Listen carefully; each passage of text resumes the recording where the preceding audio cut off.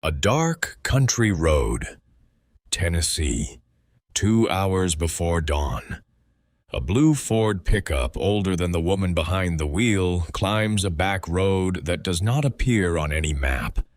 The headlights catch a metal gate, rusted, unmarked, held by a single latch.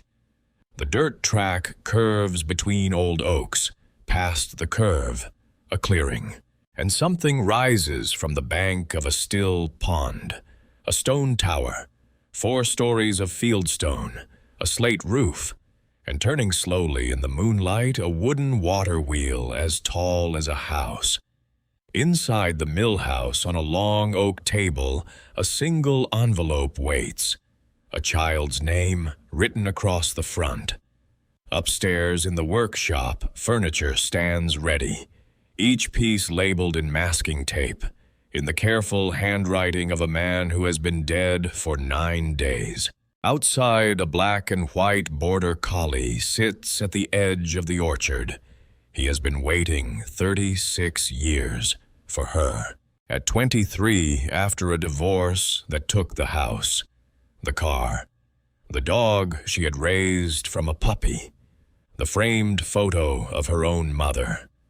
Selma Driscoll had 2 things left in this world: a 5-year-old daughter named Junie, and a cardboard box from her dead father's room at the VA hospital in Rutherford County, Tennessee.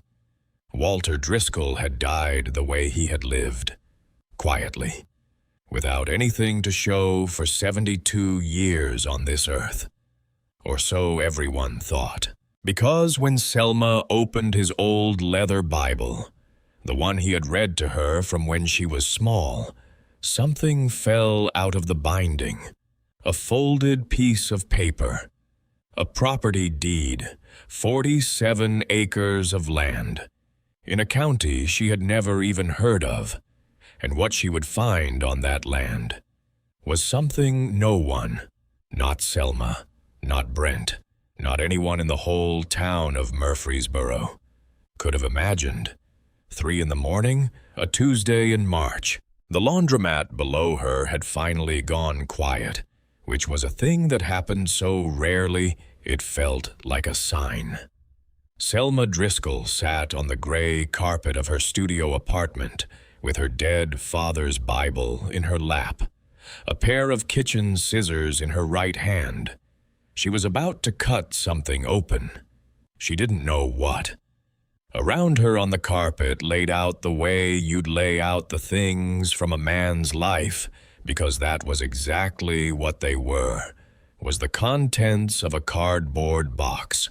Wireframe reading glasses, one arm held on with electrical tape, a green and brown flannel shirt, soft from 1,000 washings, a brass pocket watch with a cracked crystal, hands stopped at 4:17, a pair of work boots she hadn't been able to put down, just hadn't, and the Bible.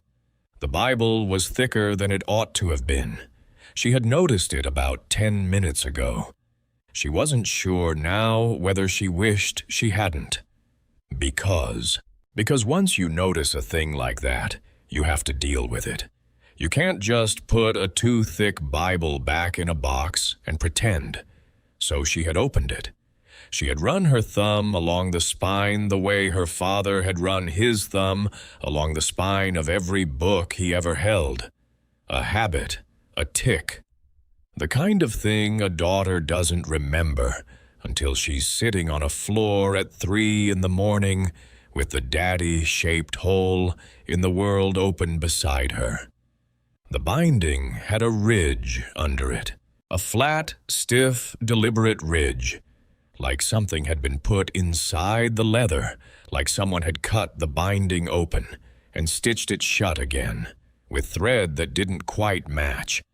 Selma Driscoll, 23 years old, 2 jobs, 1 daughter, 1 ex-husband, 1 studio apartment above a laundromat on Filbert Street, and 1 father who had just done a thing she could not explain. She lifted the scissors. She slid the blade under the first thread. The thread snapped quietly. She snapped the second, and the third. And then a flap of brown leather peeled away from the back of the Bible, and a folded piece of paper pressed flat by 35 years of being a secret fell out onto her lap. She unfolded it. She read it once. She read it twice. She read the words 47 acres 3 times, because the first 2 times they did not make sense. She read the words $2,200 and stopped. The Bible slid off her knee, hit the carpet with a soft thud. She did not pick it up. 2 weeks earlier, the laundromat had been loud. The laundromat was always loud. Commercial washers on the spin cycle, 6 of them all afternoon, and most of the night vibrating the floor through the soles of her shoes. Selma kept a list on the refrigerator. 2 columns. Written in black marker on the back of an old menu from the Sycamore Diner where she worked mornings. The left column said, "Pay now." The right column said, "Pay when you can." The right column was always longer. It had been longer since the divorce 8 months ago. 8 months since Brent Lassiter took the house, the car, the savings account that had her name on it but his attorney's signature on every withdrawal slip, the dog she had raised from a puppy, the couch they had bought from a yard sale on their honeymoon, the framed photo of her mother that her father had given her when she got engaged. He took the photo because she had left it in the kitchen. She did not ask for it back. She knew better. The Sycamore Diner, Route 52. Vinyl booths cracked, hot ketchup squeeze bottles, coffee burned to the bottom of the pot by 10 a.m. Selma poured. She bussed. She refilled. She smiled at men who asked her name and walked away with $40 in her apron on a good day, 18 on a bad day. The cook was a quiet man named Manny who slid plates through the window and barked numbers. The waitress everyone deferred to was Trudy Wicker, 54, 3 husbands behind her, 2 grown sons in 3 different states. The kind of woman who could read your whole life in the way you tied your apron. Trudy had taken Selma's apron one morning and retied it without asking. She had said, "Honey, you're slipping it through the wrong loop." She hadn't said anything else, but the next morning, Trudy had brought Selma a small plastic bag of leftover bacon and eggs. She had said, "For the girl." That was all. Trudy did not ask questions. It was one of the things Selma loved about her. Nights, Selma drove 20 minutes east to a fulfillment center, a warehouse the size of an airplane hangar, bright lights, conveyor belts, barcodes. She packed boxes from 10 p.m. until 2 a.m. She got home at 2:30. She set her alarm for 6. Junie was at Brent's house Sunday through Thursday, 5 days a week. Selma had her on weekends. That was the arrangement the judge had approved. Selma's lawyer, a man she had found 3 days before the first hearing, had not pushed for more. She had not known to push. She knew now. But knowing now is a thing that hurts in a way knowing later does not. Friday nights, she picked Junie up at Brent's, 5 o'clock sharp. Junie came down the porch steps with her backpack and her stuffed rabbit named Bun. Junie was 5. Junie called her mommy in a voice that hadn't yet decided whether the world was safe. Brent stood in the doorway with his arms crossed. He said things like, "You look tired," or "She had a hard week at preschool," or "Let's not let her stay up past 9 again like she did last time." He said those things in a voice that wasn't a question. Selma said, "Okay." She always said okay. Until something started changing in her in March. But that part comes later. Walt died on a Tuesday, the first Tuesday of March. The call came at 6 in the morning. Selma was already up, already dressed, already in her apron. She picked up the phone with one hand and pulled a thermos out of the cupboard with the other. The voice on the line was a woman's, soft, practiced, the kind of voice that has made this call before. "Miss Driscoll, this is Rita Vidal from the VA. I'm calling about your father." Selma stopped moving. The thermos was suspended halfway to the counter. "He passed in his sleep during the night. No distress. No pain." Selma sat down on the kitchen stool. She said, "Okay." She said, "Thank you." She said, "I'll come by later today." She hung up. She stood the thermos upright on the counter. She walked across the carpet to her bed. She sat on the edge. She looked at the water stain on the ceiling above the shower. She did not cry. She wasn't sure what she felt. Something heavy sat behind her ribs, but it didn't have a name yet.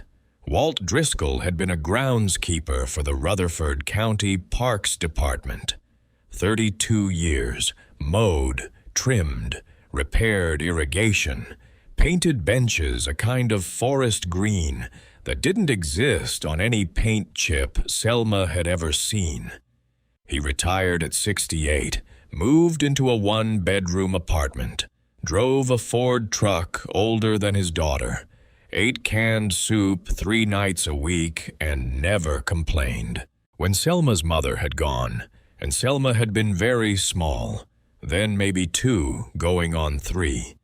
And that part was a story Selma did not let herself open very often. Walt had stood at the kitchen window with one hand on her small shoulder. He had not said anything. He had gone to the kitchen and started boiling water for spaghetti. They had eaten in silence. He had done the dishes. The next morning he had gone to work. When Selma was 10, her grandmother Driscoll had finally sat her down at the table and told her the story. Selma had been half hearing all her life. "Your mother left. She wasn't strong enough to stay. That's the truth, sugar." Selma had stood at the kitchen window for a long time after that. She had not made a sound. She had loved her father. She had also spent most of her adult life quietly frustrated with him. He hadn't fought for her mother. He hadn't asked hard questions about Brent when the asking might have mattered. He hadn't said the words she had needed him to say when she had needed him to say them. He had existed, quietly, for 72 years, and now he had stopped. The funeral was Thursday. 5 people came. Selma, Junie, a neighbor from Walt's apartment building named Mrs. Goss, who brought a casserole dish covered in tinfoil. The pastor from a church Walt attended maybe 4 times a year, and a man from the local VFW Post who introduced himself in a low voice and said Walt had been a member for decades. "Quiet fellow," the man said. "First one to help set up chairs. Never stayed for the actual event." The service lasted 22 minutes. The pastor called Walt a man of few words, a man who served his community without fanfare. It was probably the kindest summary anyone could have given of her father's life. It was also the shortest. Mrs. Goss handed Selma the casserole at the door. She said, "Your daddy fixed the latch on my screen door last year. I offered to pay him. He said no. He just showed up one Saturday morning with a screwdriver." Selma nodded. She thanked her. She put the casserole in the back seat of her car. She drove home. She ate half of it standing at the kitchen counter. Junie was at Brent's. Brent had not come to the funeral. He had texted, "Sorry for your loss." Selma had not replied. 3 days later, she drove to the VA to pick up Walt's things. A nurse with kind eyes and a lanyard met her in the lobby. The name on the lanyard was Rita Vidal.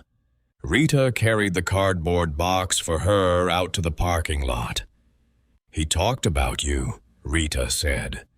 Selma looked up. "He did. He kept a picture of you and your little girl on his nightstand, showed it to anyone who would look." Selma swallowed. "He told me once," Rita said, "that you were stronger than you knew." Selma did not know what to do with that. She thanked the nurse. She put the box on the passenger seat. She sat behind the wheel for a long time before starting the engine. And that brought her here. 3 in the morning, a Tuesday in March. The laundromat below her finally quiet. A piece of folded paper on her lap that said her father, her quiet canned soup, electrical tape, 4 times a year at church father, had owned 47 acres of land in a county she had never heard of since October 14th, 1989. Pickett County, Tennessee. She didn't even know where Pickett County was. She found it on her phone. 2 hours northeast, up Route 52, tucked against the Kentucky line. She sat on her carpet at 3:15 in the morning and Googled the parcel. The county assessor had a website. It loaded slowly. When it did, she saw 2 things. Owner Walter J. Driscoll. Improvements on parcel. She read the second line out loud. "Improvements on parcel." She said it again. "Improvements." What improvements? What? Improvements. She did not sleep. She lay on her back on the pull-out couch with the deed on her chest and stared at the water stain on the ceiling. At 6 a.m., her alarm went off. She went to work. She poured coffee. She bussed tables. She folded the deed into her apron pocket where she could feel its corner against her hip all morning. Trudy looked at her once. Trudy said, "Honey, you all right?" Selma said, "I don't know yet." Trudy nodded. Trudy did not ask any more. That night, the fulfillment center. Box after box. Barcode after barcode. Selma thinking the whole shift about a piece of paper folded in her apron at home on the counter under her keys. Improvements on parcel. By Thursday, she had called the county assessor's office. A woman answered. She said, "Yes, ma'am, that parcel is active. Taxes are current. No liens. No encumbrances." Selma said, "Can you tell me what kind of improvements are on it?" The woman said, "The assessment notes improvements, but we don't keep details. You'd have to go see it yourself." Selma said, "Thank you." She hung up. She did not call in sick to the fulfillment center. She just didn't go. For the first time in 8 months. She didn't feel guilty. She felt awake. Saturday morning, 9 o'clock, Brent's porch. Junie came down the steps with her backpack and Bun the rabbit. "Where are we going?" Junie asked when she had buckled her seatbelt. "Northeast." "Why?" "I need to see something. Something Grandpa left." Selma glanced in the rear-view mirror at her daughter. Junie was 5.5. She had her father's straight, light hair. She had her mother's mouth. She did not yet have anyone's wariness. "Yes," Selma said. "Is it a present?" "I don't know yet, baby." "Is it big?" "I don't know." "Is it for me?" Selma laughed. The sound surprised her. She had not laughed in 8 months. "I don't know that either," she said. "Let's go find out." They drove northeast on Route 52 for an hour and 40 minutes. The strip malls dropped away. Gas stations thinned out, the land opened, fields, fence lines, barns set far back from the road. "It's pretty out here," Junie said, her face against the window. "It is." "Did Grandpa live out here?" "I don't think so. He lived in his apartment. You remember, with the green chair." "With the green chair?" "But he owns this place." "He owned, past tense." "Past tense," Junie repeated. She liked new words. "He owned a piece of land out here, and now it's our job to go look at it." "Why did he never tell us?" Selma slowed for a curve. "That," she said, "is a very good question." The GPS directed them off the state road and onto a county road. The pavement narrowed. Trees pressed close on both sides. They drove for nearly a mile without seeing a mailbox. Then a gap in the fence line on the right, a metal gate, rusted but standing, held closed by a simple latch. No padlock, no mailbox, no name. Selma pulled onto the gravel shoulder. She turned off the engine. For a moment, the only sound was the ticking of the cooling car and the wind moving through the trees. "Is this it?" Junie whispered. "I think so." "Are we going in?" Selma looked at the gate. She looked at the dirt track curving away into the shade beyond it.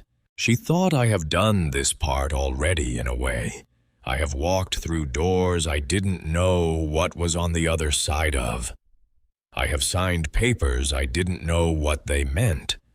I have said yes when I didn't know what I was saying yes to. But this Ochi was a door her father had built, and whatever was on the other side, he had left it for her." "Yes," she said. "We're going in." She got out. She lifted the latch. The gate swung open with a slow, protesting creak. She drove through. The dirt track curved between old oaks. The canopy was thick enough to dim the afternoon sun to something green and quiet. Gravel popped under the tires. Junie had her face against the window again. A quarter of a mile in the trees opened up, and Selma Driscoll stopped the car. She did not stop because she was unsure where to go. She stopped because she could not believe what she was looking at. A clearing, sloping gently down to a wide creek that broadened into something. Into a pond, a mill pond. Glass still water reflecting the sky. And on the far side of the pond, rising from a stone, footing built into the rock of the bank, was a building she did not have a word for. 4 stories tall, fieldstone, granite and limestone laid by hand into walls 4 feet thick, a slate roof, a pitched cupola at the top, and attached to the side of it, turning slowly, even now in the afternoon light, a wooden water wheel as tall as a house. The wheel was turning. The wheel was turning. Selma could hear the water now. Through the open car window, the hush and slap of water against wooden paddles, the deep, wet rumble of a sluice somewhere beneath. A grist mill, restored, functioning, connected to a 2.5-story stone house, which was connected by a covered walkway to a smaller stone outbuilding, which had a chimney, which was smoking faintly even though no one was inside. A footbridge of cut stone spanned the spillway. On the slope behind the mill, rising in terraced rows, held by dry stone. Retaining walls were apple trees, dozens of them, 80, maybe more. And beyond the trees, near the edge of the clearing on a low wooden platform, 3 white beehives. Selma sat in the driver's seat, both hands on the wheel, mouth open. She had pictured a shed.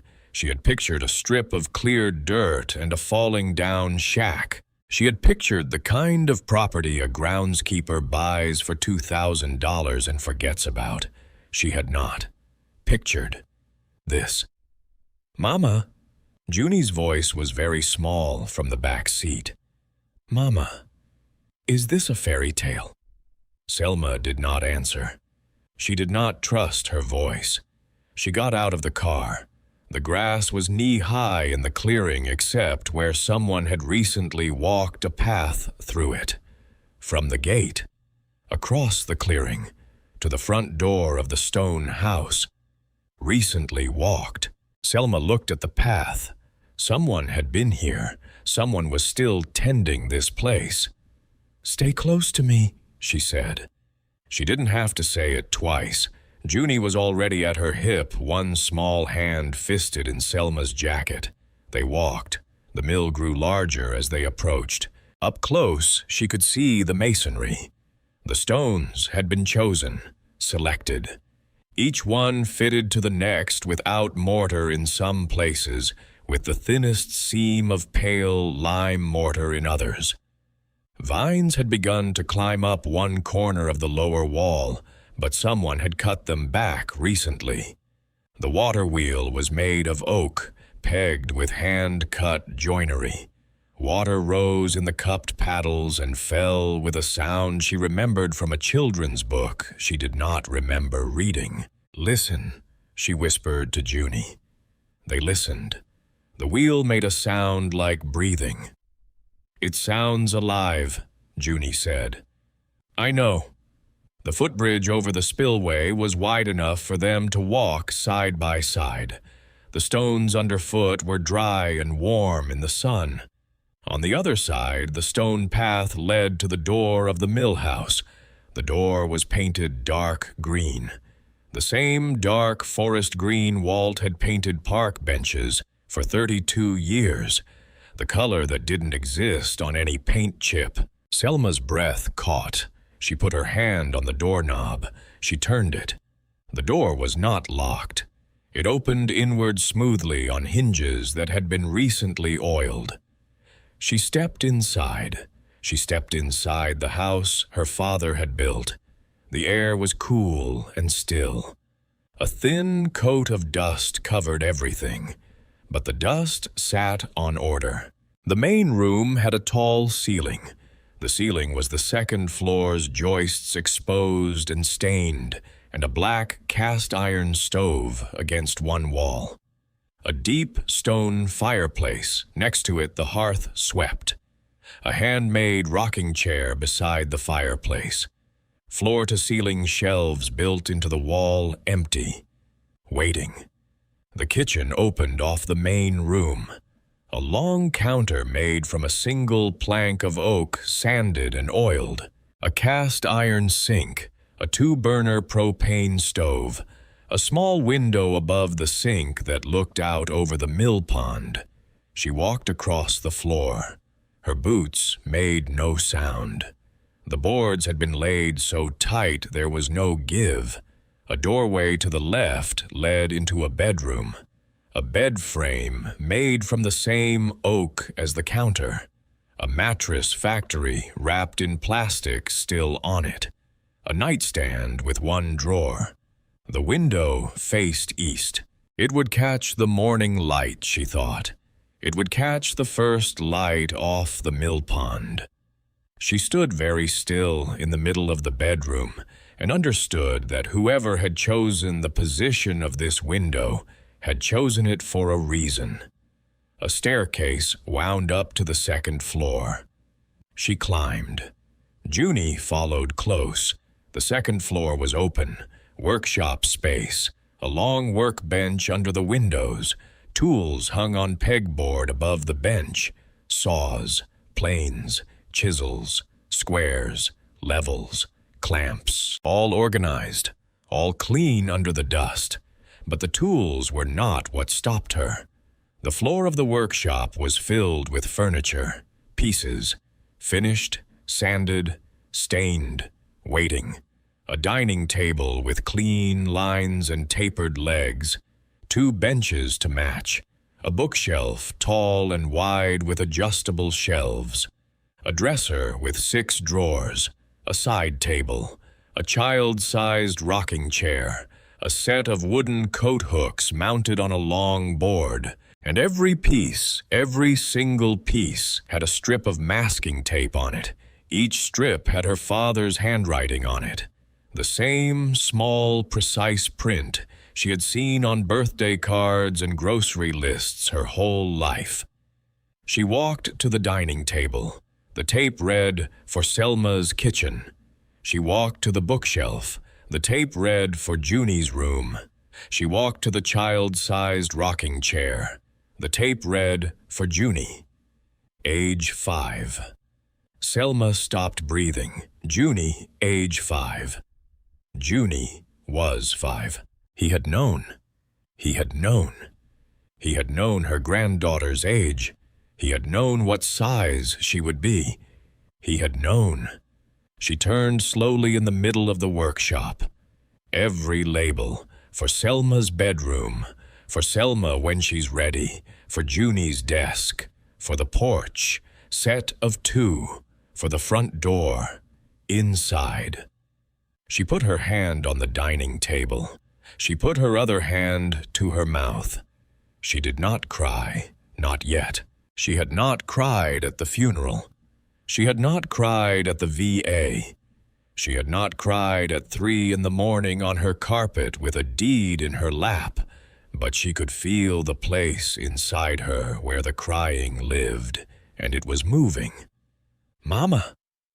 Junie was at the child-sized rocking chair. "Mama, this one says my name." "I know, baby." "Did Grandpa make this for me?" "He did, baby. He made it for you." When Selma looked around the workshop at all the finished furniture, she thought about how long it took one man with hand tools working only on weekends to build one piece this fine. She did not know the answer, but she knew it was years. "A long time ago," she said softly, "before you were even born." Junie sat down in the rocking chair. The chair rocked smoothly. It was the perfect height. Junie looked up at Selma with an expression that was half wonder and half something else. Something careful. Something Selma did not know a 5-year-old could carry.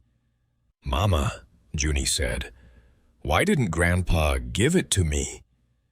Selma did not have an answer. She sat down on the workshop floor beside the rocking chair. She put her hand on Junie's small hand. She said, "I think he was waiting for the right time." She said, "I think he didn't get to." She said, "I think he made sure we'd find it anyway." That was when she saw the envelope. On the workbench, centered, carefully, between 2 cans of linseed oil, heavy paper, white, her name on the front in pencil. Selma, just her name. In her father's handwriting, she stood up. She walked to the bench. She picked up the envelope. She could feel something inside, something solid, metallic, a key. She slid her thumb under the flap. The flap tore along the fold. Inside, a single sheet of paper folded around a brass key. Selma unfolded the paper. She read it standing at the workbench with the afternoon light slanting through the second-floor windows and her daughter rocking quietly in a chair built for a 5-year-old who was now 5 years old. She read, "Selma, if you're reading this, then I'm gone. And you found what I hid. I'm sorry I couldn't tell you in person. I tried to start that conversation 100 times. Never got past the first sentence. This property is yours. Everything I built here is for you. And for Junie. The key opens the mill. Start there. There are other letters around the place. You'll find them when you're ready. I numbered them so you'd know the order. This one doesn't have a number because it's not part of the set.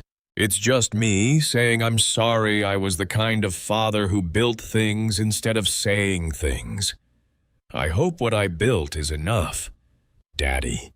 Selma read the letter twice. She folded it. She put it in her back pocket. She held the key in her palm. Brass. Old. A round head. A simple cut. She looked at her daughter. Junie was watching her. Junie said, "Mama, what did it say?" Selma said, "It said the key opens the mill." Junie said, "Can we go see?" Selma said, "Yes, baby. Let's go see." They walked back down the stairs. They walked out the front door of the mill house. They crossed the stone footbridge. The wheel turned beside them. The water hushed and slapped. The mill door, heavy oak, dark with weather, was held closed by a brass padlock. Selma fit the key into it. The key turned on the first try. The lock clicked open. She lifted it off.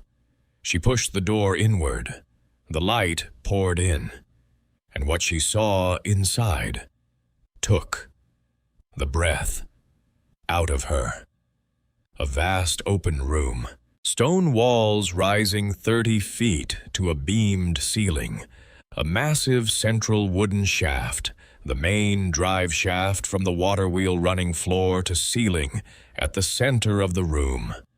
2 grindstones the size of cafe tables, stacked, dressed, ready, wooden chutes and bins and hoppers, all in working order. A second-floor loft accessed by a wooden ladder.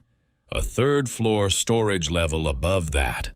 Restored, restored, restored. A working grist mill, restored by one man, with hand tools, working alone on weekends. For how long? For how long? She turned in a slow circle. She could not. A sound behind her, gravel, a truck engine. Selma stepped back outside. She squinted into the sunlight. A blue Ford pickup, older than her, was coming up the dirt track from the gate. It pulled into the clearing. It stopped. A man got out, tall, lean, white hair under a cap that read, "Picket, Feed and Seed," boots, work shirt. The careful steadiness of someone whose body had been strong for a long time and was now negotiating with age. He saw Selma standing in front of the mill door. He stopped. He took off his cap. He looked at her for a long moment. When he spoke, his voice was lower than she expected. "You'd be Walt's girl." It wasn't a question. Selma swallowed. "I'm Selma," she said. "Walt was my father." The man nodded slowly. He put his cap back on. He said, "I'm Cleve Yardley. I live up the road, quarter mile." He looked past her at the mill. He looked at the wheel turning. He looked back at her. "Been watching the place," he said, "since your daddy stopped coming." You knew him. 35 years of Saturday morning coffee. He said it the way another man might say, "I knew my own brother." 35 years, Selma repeated, give or take. He came here every weekend I can remember. She looked at the mill behind her. She looked at the orchard. She looked at the smoking outbuilding. She looked at the man. Mr. Yardley. Cleve, just Cleve. Cleve? How long did it take him to build all this? Cleve Yardley looked at her with eyes that had seen many things and could be trusted not to embellish any of them. He said, "Walt bought this property in October of 1989. He said, the mill was a wreck, the roof was caved, the wheel was rotted away, there was a tree growing through the second floor. He said, he started the next weekend. He said, he worked every Saturday and Sunday he had, through every season, for 36 years.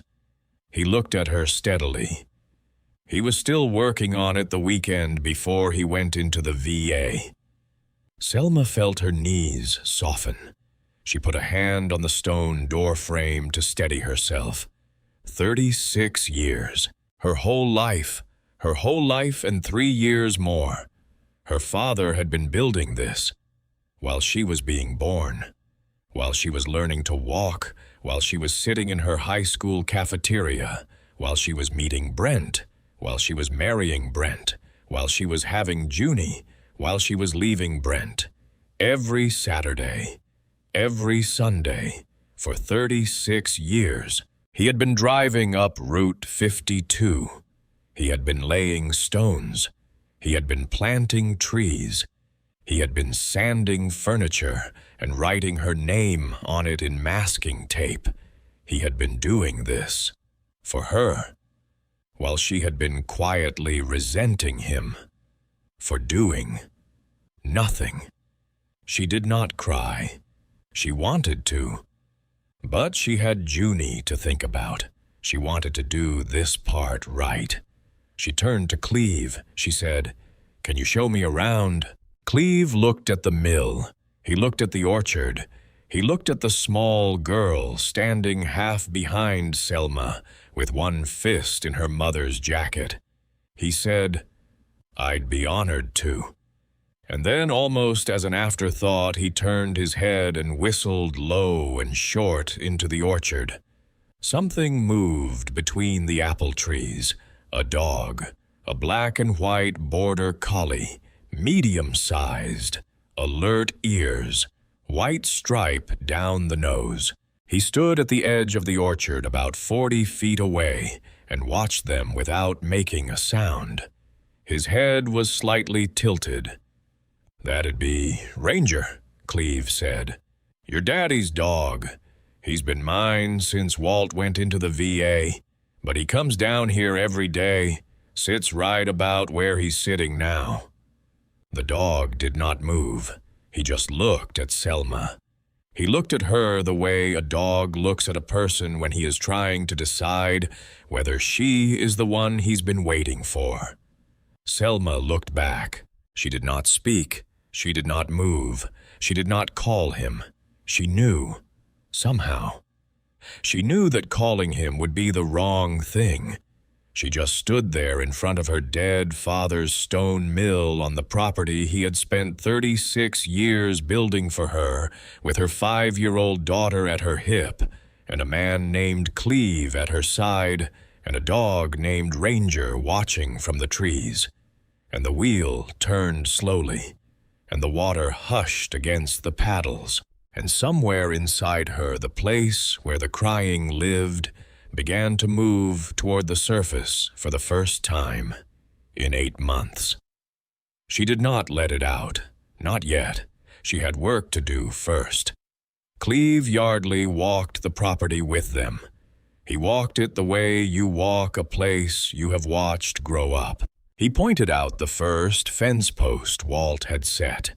He pointed out the stone path to the spring house that Walt had laid one summer, carrying each flat rock from the creek bed a 1/4 mile away.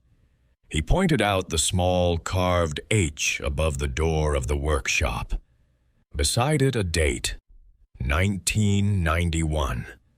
Selma touched the carving. She said nothing. The orchard came next, 83 trees. Cleve counted them off by row by row by row. Wine saps along the south slope, Arkansas blacks on the western terrace, Newtown pippins in the center.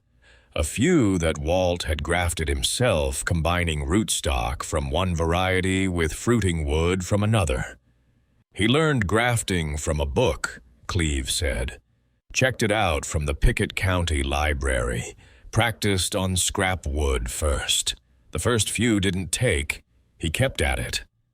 Selma stood under a wine sap tree.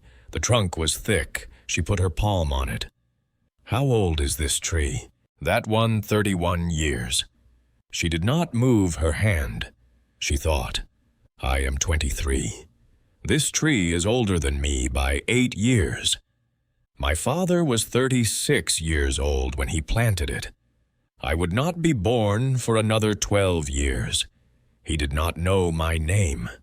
He did not know if he would ever have a daughter. He planted this tree anyway. She did not move her hand.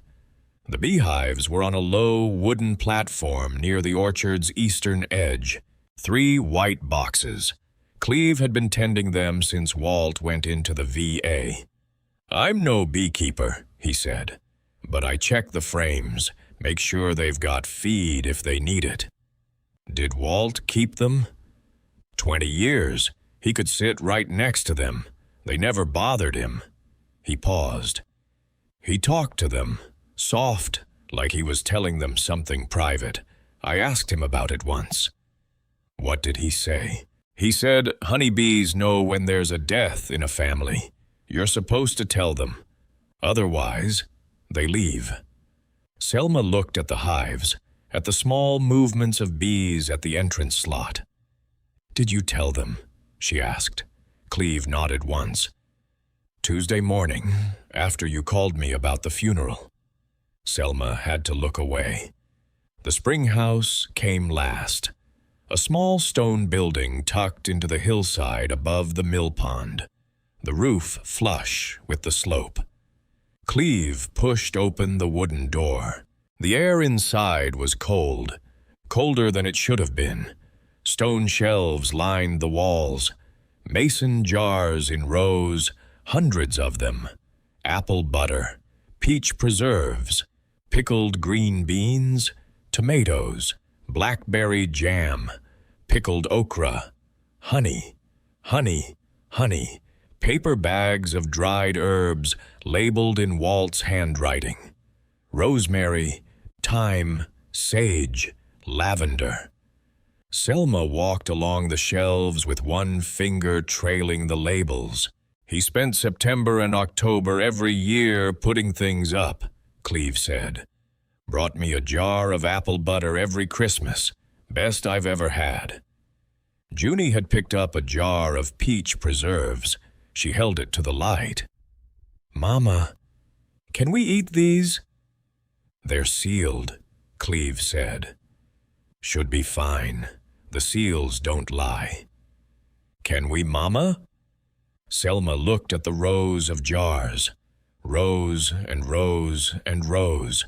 A man making sure, a man stocking, a kitchen for someone who didn't exist yet, who didn't know yet. "Yes, baby," she said. "We can." They walked back up to the mill house. Ranger followed. He stayed 30 feet behind. He did not come closer. He did not look away. At the gate, Cleve put one hand on the metal latch and turned to Selma. "There's something I need to tell you," he said. Selma waited. Cleve looked past her at the mill. "Your daddy told me 10 years ago that he was building something for someone who didn't know she needed it yet." He paused. He said it like it was the most natural thing in the world. He paused again. "He never told me who." He met her eyes. "I think we both know who now." Selma did not trust her voice. She put her hand over her mouth. She nodded once. Cleve climbed back into his pickup. He started the engine. The window came down. "Ranger will come around in his own time," he said. "Don't push him. Walt didn't push him. Walt just waited." He drove down the dirt track. The truck disappeared between the oaks. Selma stood at the gate with her daughter at her hip and the slow, constant breathing of the water wheel behind her. She thought, "I have a place to put my hands now." That night they drove home. Junie fell asleep before they reached the highway. Selma did not turn on the radio. She did not want noise. She wanted to sit with what she had seen. What she had seen. What she had seen. A grist mill, restored, by her father, for her. She kept saying the words to herself the whole way home. A grist mill, restored, by her father, for her. The words did not get smaller, they got bigger. By the time she pulled into the parking lot of the laundromat at 9:15 p.m., the words filled the inside of the car. She could not breathe around them. She carried Junie up the stairs. She laid her on the pull-out couch. She covered her with a blanket. Then she went to the kitchen counter. She took the deed out of her apron. She took the key from her pocket. She took the unfolded letter from her back pocket. She laid all three on the counter. She looked at them for a long time. She did not sleep. She put in her notice at the fulfillment center on Monday. She did not tell Brent. She did not tell Trudy. Not yet. She just did it. She filled out the form. She handed it to her supervisor. She walked out into the parking lot at 2:30 in the morning, and she stood under a sodium light and she breathed out for what felt like the first time in 8 months. She kept the diner job. The diner paid the rent. She still needed the rent for now. But the warehouse boxes, the barcodes, the conveyor belts, the graveyard shift, she was done with them. Saturdays after that were different. She picked Junie up at 9. They drove northeast.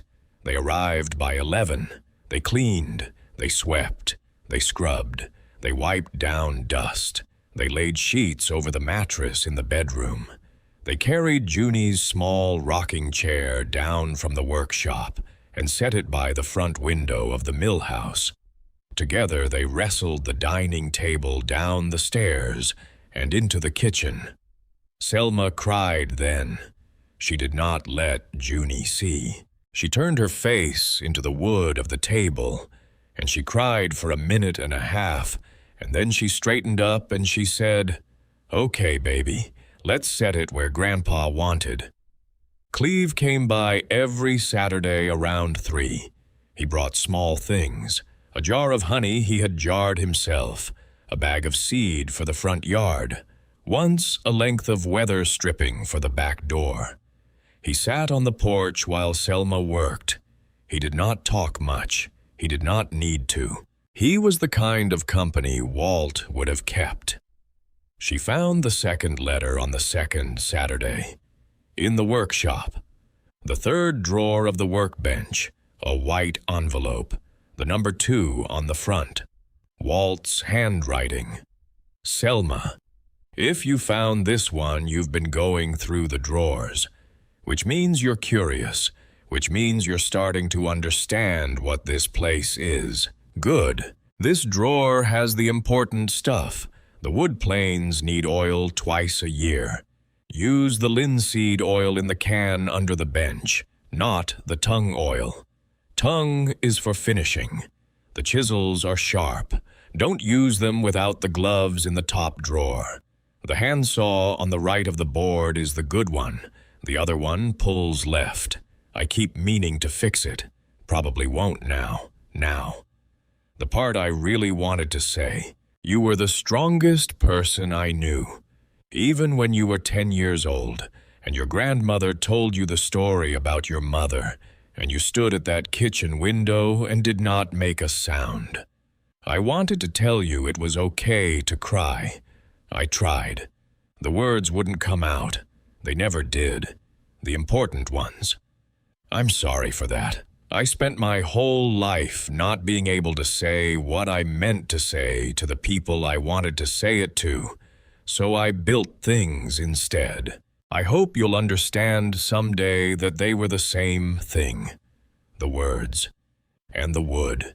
They were always the same thing, Daddy. Selma sat down on the workshop floor with her back against the bench.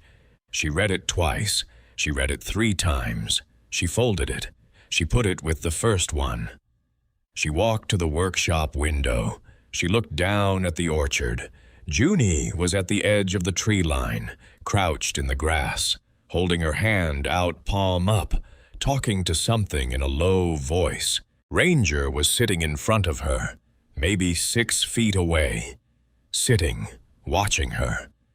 His tail moved once against the grass.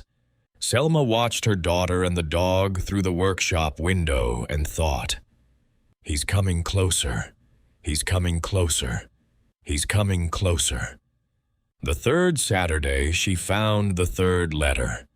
In the spring house, behind a row of tomato jars on the bottom shelf. She had been rotating the jars the way Cleve had shown her.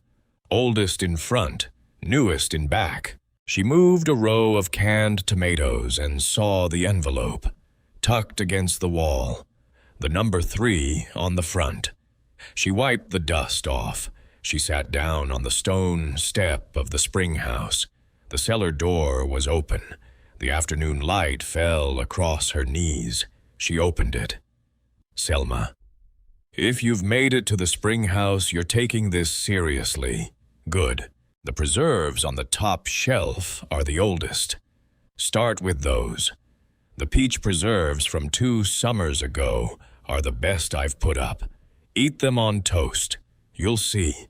Now, the part you won't want to hear. I know about Brent. I've known for a while." Selma stopped reading. She read the line again. "I've known for a while." Her stomach did a thing. She kept reading. "I saw it at Junie's 2nd birthday, the one we did at the park in Hatfield. You set Junie on the picnic table. You leaned over to wipe her chin. Brent reached down and took the napkin out of your hand. Mid-wipe. Out of your hand, like you weren't doing it right. He finished the wipe himself.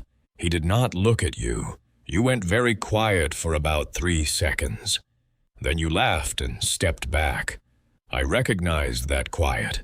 Your mother used to go quiet like that. Different reasons, but the same quiet." Selma was already crying. She did not know when she had started. She read on. "I should have said something to you. I know that. But you wouldn't have listened. You were still trying to make it work. You were still defending him at family dinners.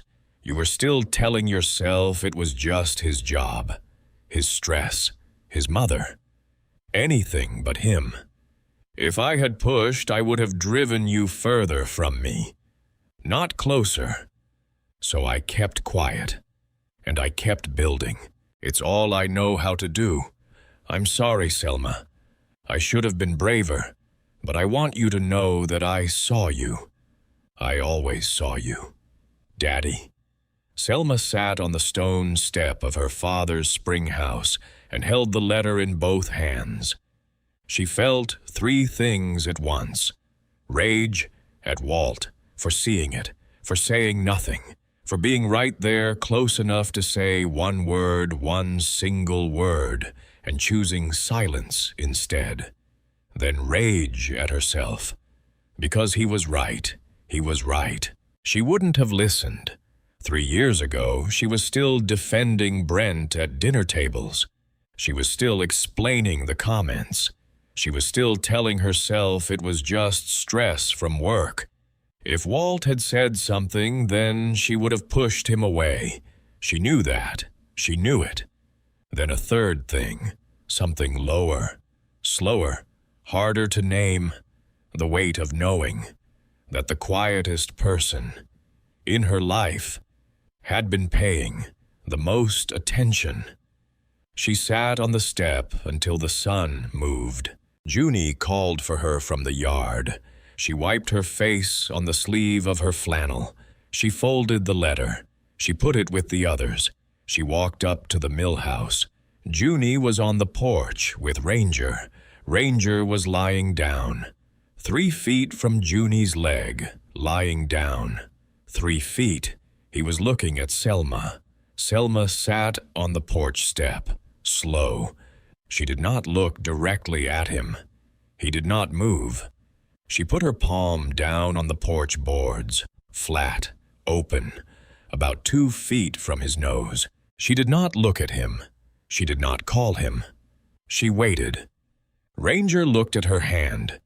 He looked at her face. He looked at her hand. He stood up. He took 2 steps. He put his cold, wet nose on her open palm. He held it there for 1 second, 2 seconds, 3. Then he lay back down with his chin on her hand. Selma started crying. This time she let Junie see. Junie crawled into her lap. Junie said, "Mama, why are you crying?" Selma said, "Because I'm not alone." Junie was quiet for a long time. Then she said, "We were never alone, Mama." Selma did not have a response to that. She just held her daughter and her dead father's dog and watched the sun fall behind the orchard her father had planted before she was born. She told Trudy on a Monday morning. She said, "My father left me a farm." Trudy looked up from the coffee station. A farm, 47 acres.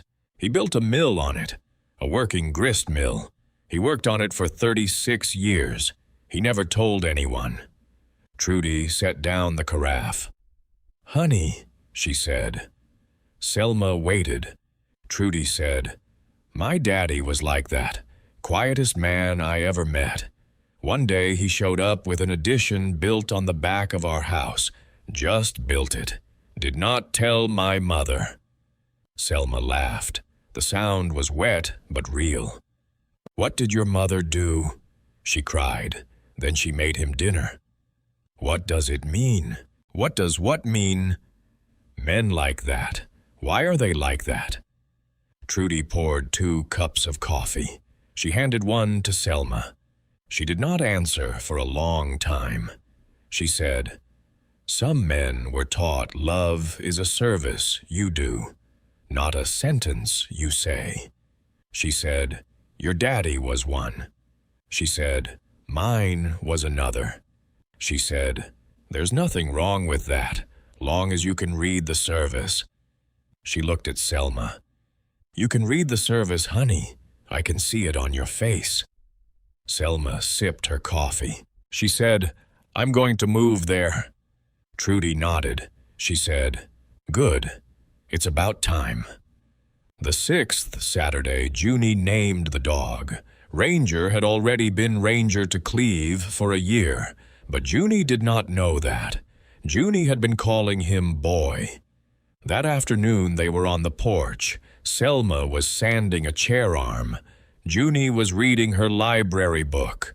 Ranger was lying at the top of the porch steps.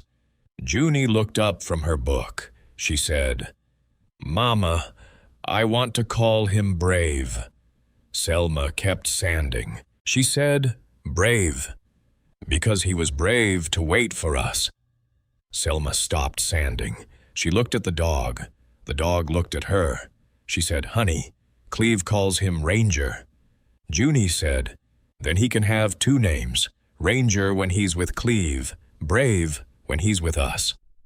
Selma did not see a problem with that, so the dog became Brave. He answered to it within 2 weekends. The car came on the 8th Saturday, a silver Lexus, not Brent's, new, clean. It came up the dirt track at 1 in the afternoon. Selma was on a ladder against the mill house. She was painting the shutters dark green, the same dark green as the front door. The same dark green Walt had painted park benches for 32 years. The Lexus stopped in the clearing. A man got out, 50, trim, pressed khakis, a polo shirt with a small embroidered logo. The kind of man who has business cards in his wallet and golf shoes in his trunk. He saw Selma on the ladder. He raised one hand. He said, "Afternoon, ma'am." Selma did not come down. She said, "Can I help you?" He said, "Carl Boone, Boone Land and Holdings. I work with developers in the Cumberland region." Selma did not answer. Carl Boone took a step closer. He looked at the mill. He looked at the wheel turning. He looked at the orchard. He looked at the small stone footbridge and the spillway. His face did a thing. His face did a thing she had seen on Brent's face many times. The calculating thing. The thing men do when they are looking at something and pricing it in their heads. He turned back to her. He said, "I represent a hospitality group out of Nashville. They're developing a series of high-end agritourism properties along the Cumberland." She said, "Mr. Boone." He said, "Carl, please." She said, "Mr. Boone, get to it." He smiled. It was a professional smile, the kind that does not reach the eyes. He said, "Your property has caught their attention, the mill especially. They're prepared to make a very generous offer." She said, "It's not for sale." He said, "I haven't told you the number." She said, "It's not for sale." He said, 1.8 million. The number landed in the clearing like a stone dropped into the mill pond. It rippled. Selma did not come down from the ladder. She held the paintbrush. She held it tight. 1.8 million. She did the math. Her brain did it without permission. Junie's preschool, paid. Junie's grade school, paid. Junie's college, paid. Junie's medical bills, paid. Forever. A small house, hers, paid. Health insurance, paid. A car that did not need a new alternator, paid. A buffer, a real buffer. The kind people who had not lived in a studio above a laundromat could not understand. She felt it. She felt the pull. She felt it. Carl Boone watched her face. He saw what she was doing. He said, "Take some time. Think about it. I'll leave my card." She came down the ladder. She wiped her hands on a rag. She walked across the clearing to him. She took the card he held out. She looked at it. She looked at him. She said, "What would they do with the mill?" He said, "Restore it as a centerpiece feature. The whole property would be reimagined as a luxury destination. Couples, retreats, weekend packages, $8,000 weddings in the orchard." She said, "And the mill house." He said, "Demoed. Sorry, the blueprint requires a different footprint. They'd build a lodge." She said, "Demoed." He said, "Yes." She said, "And the workshop." He said, "Same." She said, "And the orchard." He said, "Reduced. They'd keep a few mature trees for aesthetics, the rest cleared for parking." She said, "Mr. Boone." He said, "Carl."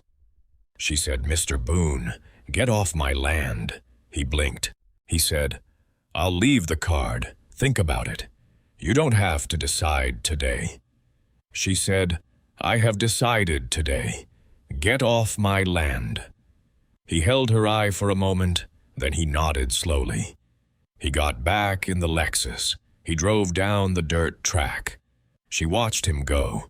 She watched until the silver Lexus disappeared between the oaks. Then she dropped the card on the gravel and stepped on it. She did not pick it up. She climbed back up the ladder. She finished the shutter. Her hands did not shake. She drove home that Sunday with Junie asleep in the back seat and the Boone Land and Holdings card folded in her wallet. She had picked it up before they left. Just to remember. She slept badly. The number kept coming back. 1.8 million. It would solve every problem on her refrigerator list. It would solve every problem. Except the one she had not known she had until she stood in front of the door of her father's mill with a key in her hand. The one where her father had spent 36 years building her a place to land. and she had repaid him by selling it to a man who would knock it down for weddings. She did not sleep. The next morning she opened her wallet and tore the card in half. The Lassiters came on the 9th Saturday. 2 cars this time, Brent's gray sedan, and behind it her ex-mother-in-law's white Cadillac. Pat Lassiter, 52, lipstick in a color called Coral Sunset, a pearl necklace at 10 in the morning, the kind of woman who had been queen of something in 1991 and had never gotten over it. Selma watched them come up the dirt track from the porch of the mill house. She did not move. Junie was inside putting on her shoes. Brave was on the porch beside Selma. He stood up when the first car came into view. His ears went forward. His tail did not move. Selma put one hand on his head. She said low, "Easy." He sat. The cars stopped. Brent got out of his sedan. Pat got out of her Cadillac. They walked to the porch together. Selma did not stand up. Brent said, "Selma." Selma said, "Brent." Pat said, "What in heaven's name is this place?" Selma said, "Pat." Pat said, "I asked you a question." Selma said, "It's my father's farm. Now it's mine." Brent looked at the mill house, the shutters, the dark green shutters. He looked at the orchard. He looked at the smoke from the spring house chimney where Selma had built her first small fire that morning. He said, "Junie talks about this place constantly." Selma said, "She loves it here." Brent said, "She told my mother there's a dog." Selma looked at Brave. Brave looked at Brent. She said, "There's a dog." Pat said, "Selma, we have a serious matter to discuss." Selma said, "Then discuss it." Pat looked at Brent. Brent cleared his throat. He said, "My mother has hired Lyle Pemberton to look into the situation."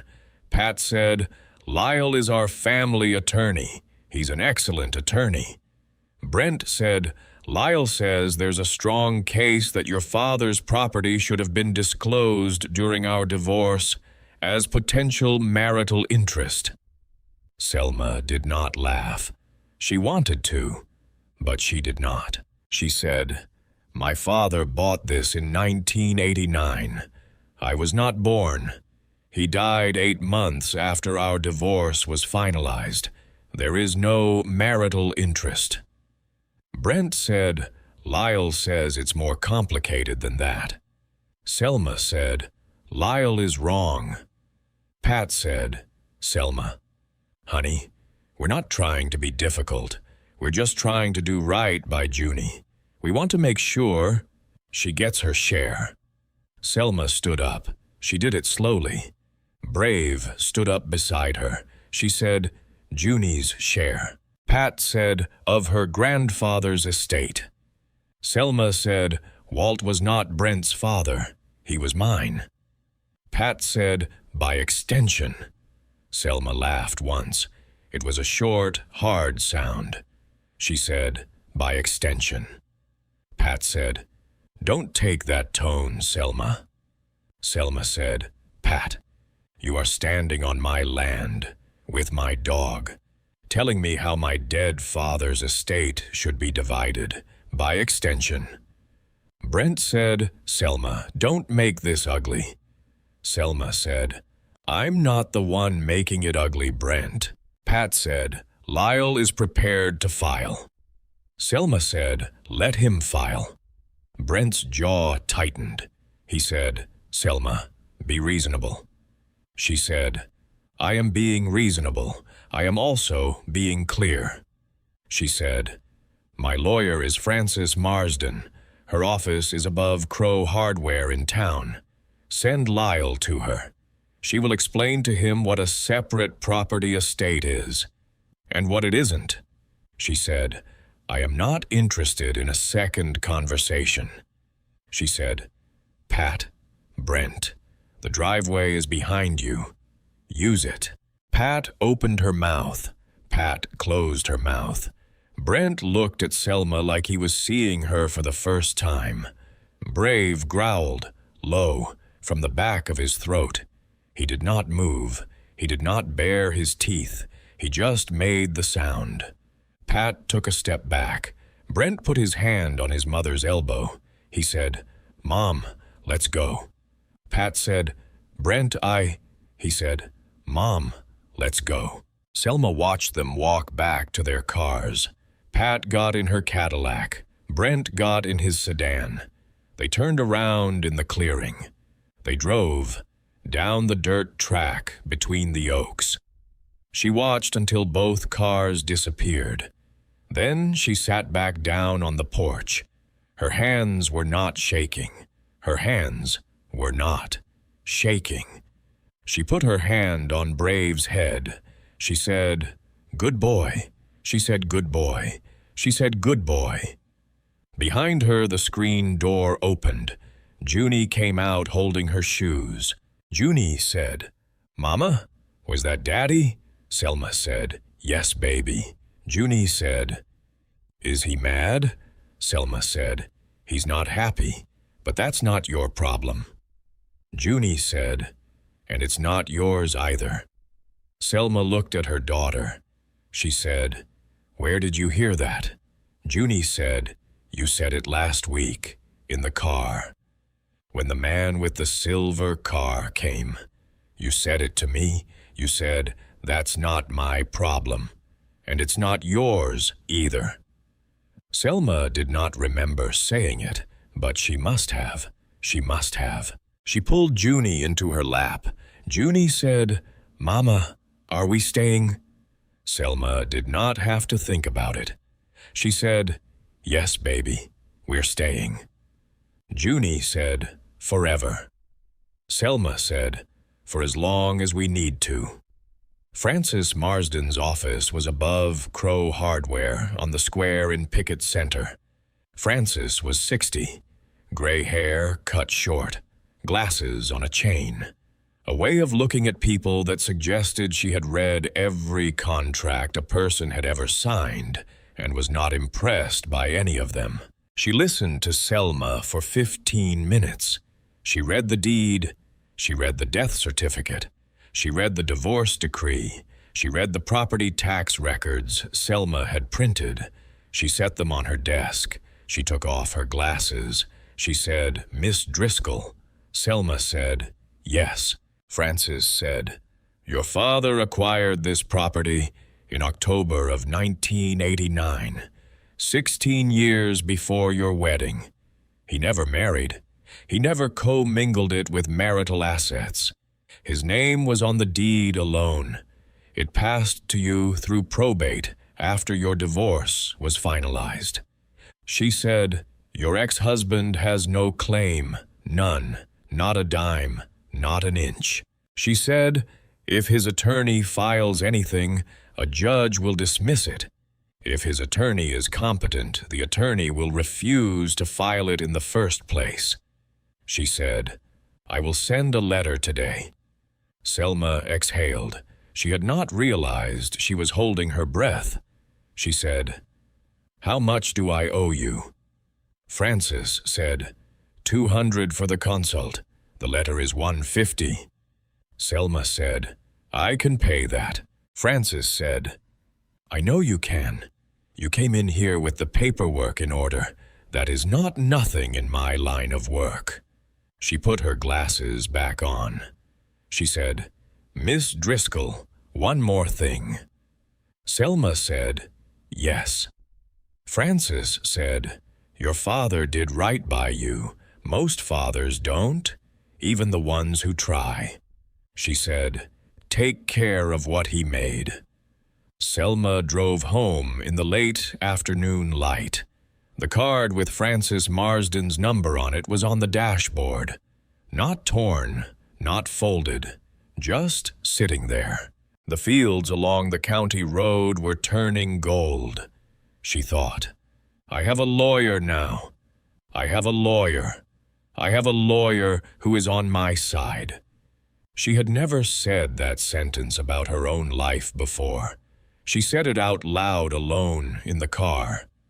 "I have a lawyer who is on my side." She said it again. "I have a lawyer who is on my side."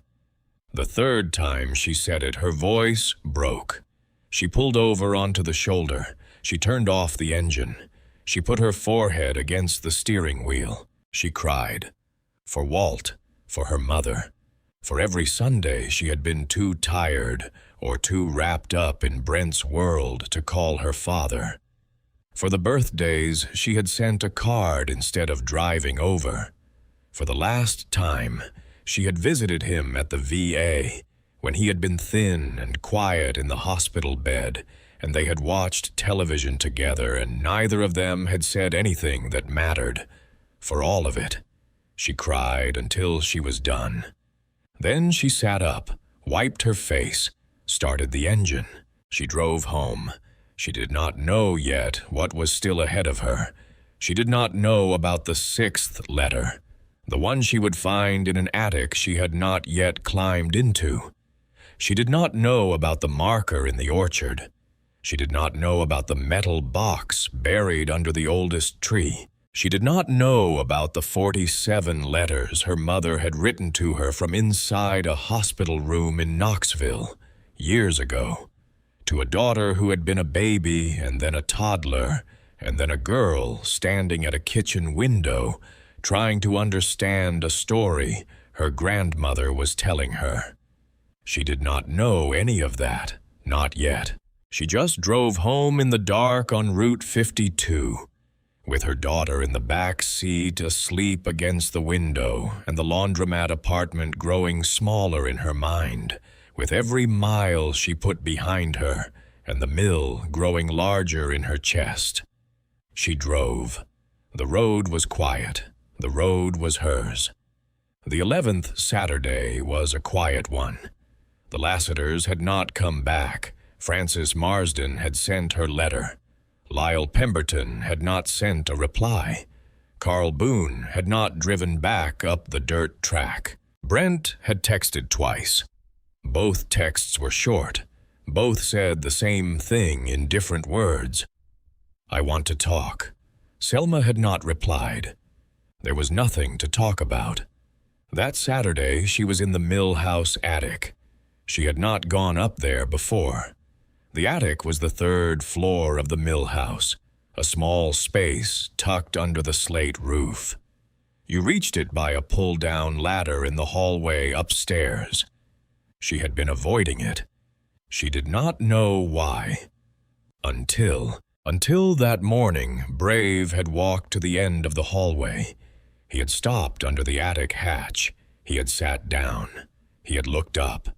He had looked at Selma. He had not moved. She had said, "What?" He had not moved. She had said, "What is it, boy?"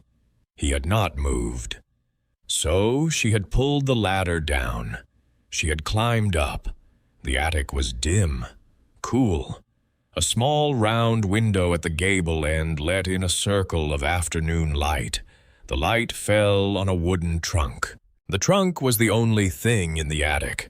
The trunk had Walt's handwriting on a tag tied to the latch. "Selma, when you're ready." She knelt in front of the trunk. She undid the latch. She lifted the lid.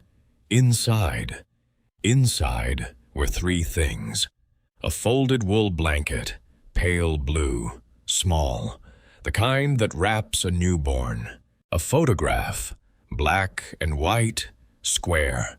A woman holding a baby. The woman's hair was long. The baby was sleeping. The woman was looking at the baby with a face that Selma did not know how to look at. And an envelope. The number 6 on the front. Heavy paper. 2 sheets folded inside. Selma could feel the thickness through the envelope. She sat down on the attic floor, cross-legged. The round window light fell across her hands.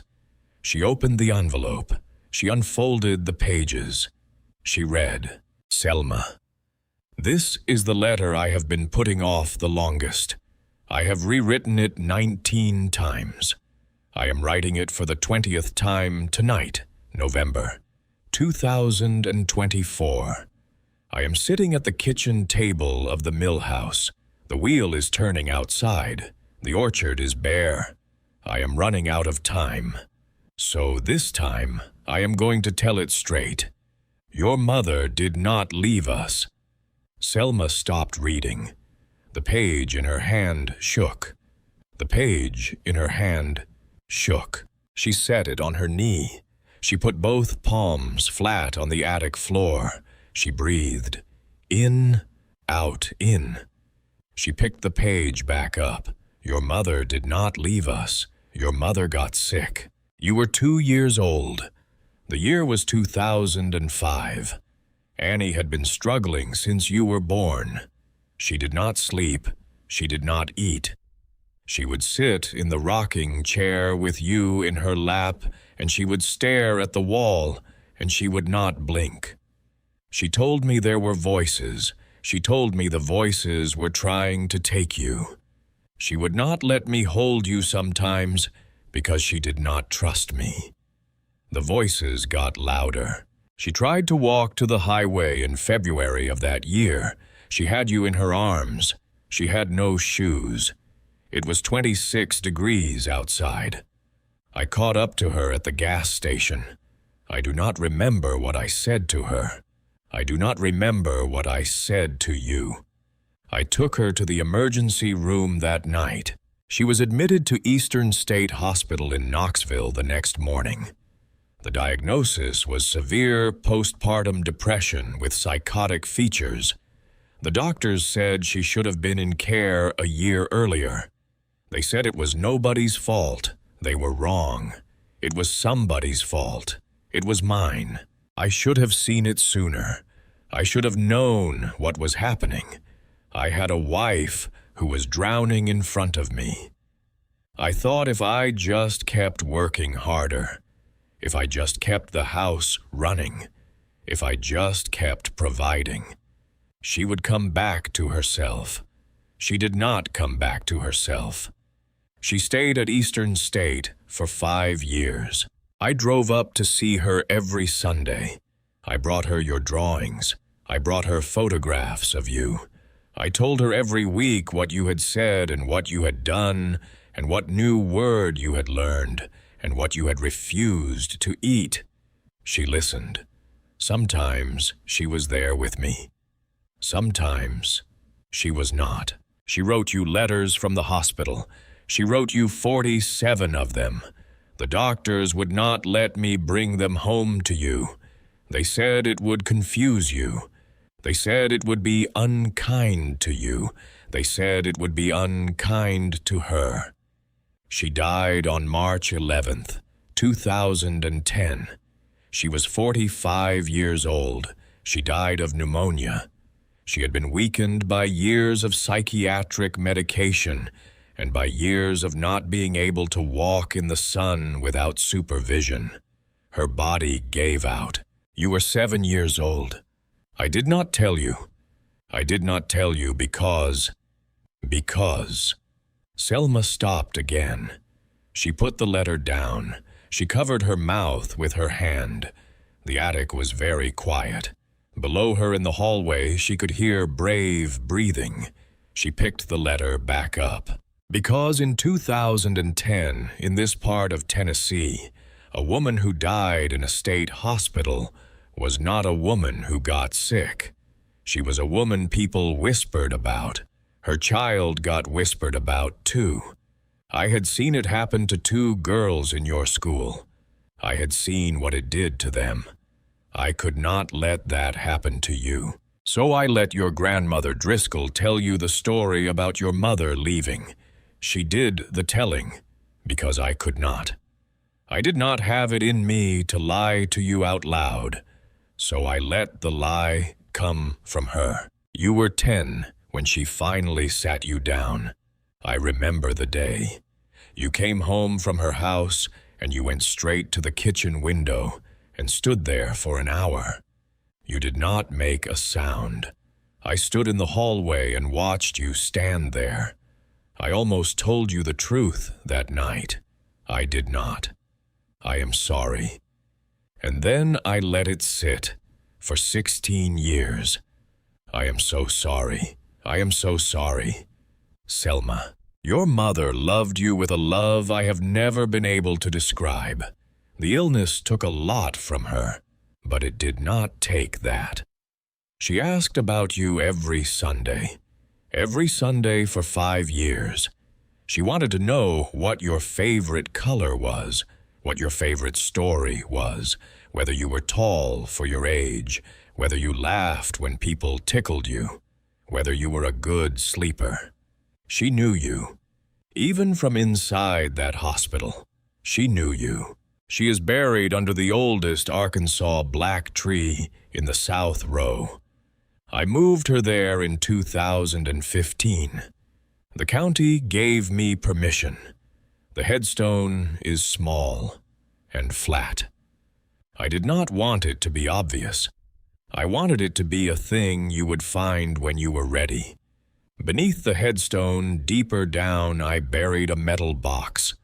The box has her letters in it, all 47 of them. It also has her wedding ring, and it has what is left of every dollar I saved for 36 years. I never spent on myself what I did not have to. I lived in a one-bedroom apartment. I drove an old truck. I ate beans. I did not need more. I knew where the money was going. The money is going to you. Cleve knows where the box is. Cleve has known since the night Annie passed. I called him from the hospital parking lot. He drove up and sat with me until morning. He helped me bury the box years later in 2015, when I moved her grave here. He has carried both pieces of this story for a long time. Selma, there is one more thing. Your mother was not the failure of our family. She was the bravest one of all of us. She fought a thing she could not see for years before she was admitted. She fought it for 5 more years after. She did not stop fighting. She did not abandon you. She did not give up on you. She lost a battle that was rigged against her from the start. Tell Junie about her grandmother Annie. Tell her the truth. And tell her the truth went underground for a long time because the world was not kind enough to hold it. The world has changed some.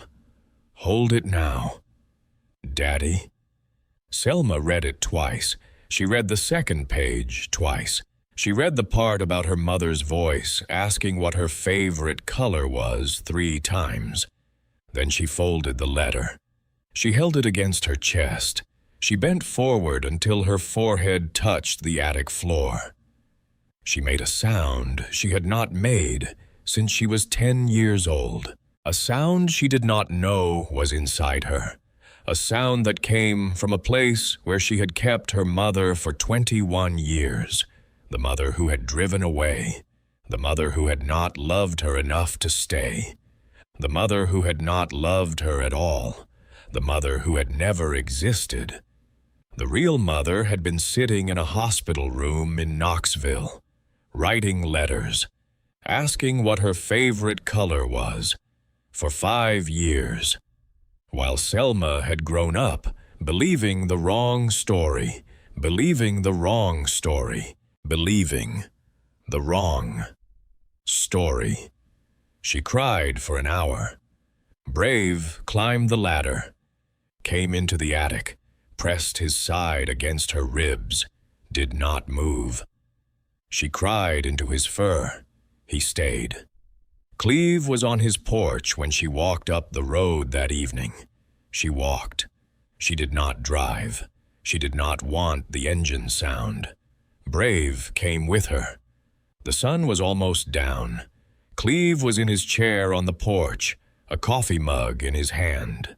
The mug was empty. He just held it. She walked up the porch steps. She sat in the chair next to his. Neither of them spoke for a long time. Then she said, "You knew." He said, I knew. She said, for 16 years. He said, 16 years. She said, he told you. He said, the night Annie passed, March 2010, he called me from the hospital parking lot. I drove up. We sat in his truck till sunrise. He said, we didn't bury the box until 5 years later, 2015, when he moved her grave to the orchard. That part came after. She said, why didn't you tell me? He said, it wasn't mine to tell. She said, Cleve.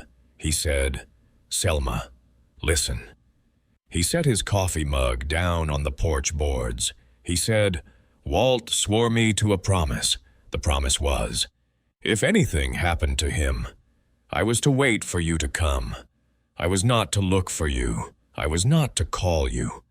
I was to wait, he said. And when you came, I was not to tell you anything that he had not told you first. He said, because he wanted you to hear it from him. He said, he wrote those letters so you would hear it from him. He paused. He looked at her. He said, did you find the 6th one? She nodded. He said, then he told you. He said, he told you. She did not say anything. She cried again. Quietly this time. Cleve handed her his bandana from his pocket. It was clean, folded. He had brought it for her. She did not ask him how he had known. She used it. She gave it back. He folded it, put it in his pocket. After a long time, she said, show me the tree. He said, tomorrow morning, first light. She said, why not now? He said, because it'll mean more tomorrow. She said, Cleve. He said, trust me, honey, tomorrow. She trusted him. She walked back down the road to the mill house. Brave walked beside her. She did not sleep that night. She lay in the bed her father had built for her. The window faced east. The window faced the orchard. She watched the sky turn from black to gray to pink. She watched the morning come. Cleve was at her gate at 6. Junie was still asleep. Selma left a note on the counter. I am with Cleve, back soon. Pancakes when I'm back. She and Cleve and Brave walked into the orchard. Cleve led her down the rows. He did not speak. He stopped at the south end of the orchard, at the oldest tree. An Arkansas black, thick-trunked, bark dark, branches spread wide, apples beginning to set hard and small and dark green. At the base of the tree, set flat into the grass. So flat you would not see it unless you knew where to look. A small granite marker. Cleve crouched down. He brushed away the dried grass. Annie Driscoll, 1965 to 2010. Beloved. Selma knelt in the wet grass. She put her hand on the stone. The stone was cold. It was cold in a way that did not feel like absence. It felt like presence. She did not have words for that. She just put her hand on the stone, and she kept it there until Cleve put his hand on her shoulder. He said, the box is 3 feet down, right here. He had a shovel. He had brought a shovel. He set the shovel against the tree. He said, I'll dig if you want, or you can. She said, I'll dig. She dug. The ground was packed, but not impossible. The roots of the apple tree had grown around the box, not through it. Walt had chosen the spot well. She dug for 20 minutes.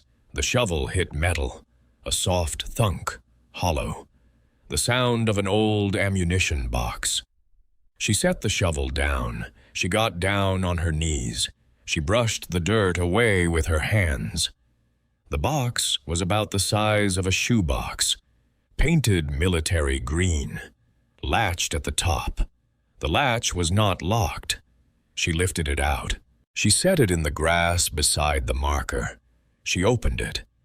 Inside, a folded American flag, small, the kind they fold tight into a triangle, a simple gold wedding ring on a chain, 3 thick paper-wrapped bundles, each bundle the size of a thick paperback book, each bundle wrapped in brown paper and twine, and underneath in a manila envelope sealed with packing tape a stack of letters, white envelopes, some yellowed, numbered along the top edge in pencil, 1 through 47. Selma stared.